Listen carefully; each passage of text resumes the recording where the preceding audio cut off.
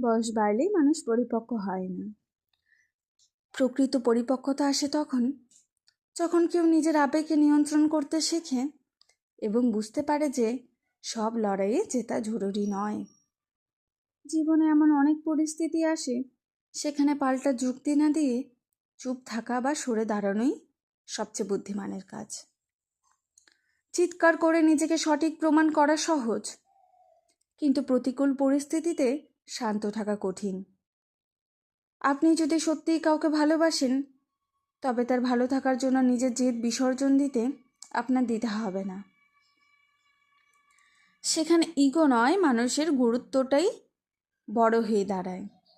দিন শেষে অহেতুক তর্কে জয়ী হওয়ার চেয়ে মানসিক শান্তি বজায় রাখাই আসল সাফল্য। আর এই শান্ত থাকার ক্ষমতাই আপনাকে ভিড়ের মধ্যে আলাদা করে তোলে।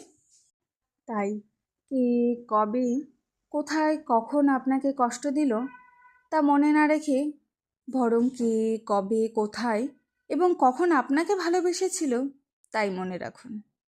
আপনাকে হাজারজন ঘৃণা করতে পারে, অনেকেই অপছন্দ করতে পারে, কিন্তু এসব যদি আপনি মনে রাখেন তবে এসব ভেবেই কেবল কষ্টই পাবেন বইকি। দিন শেষে কারো মন থেকে ভালোবাসাটাও যে ভীষণ গুরুত্বপূর্ণ। আর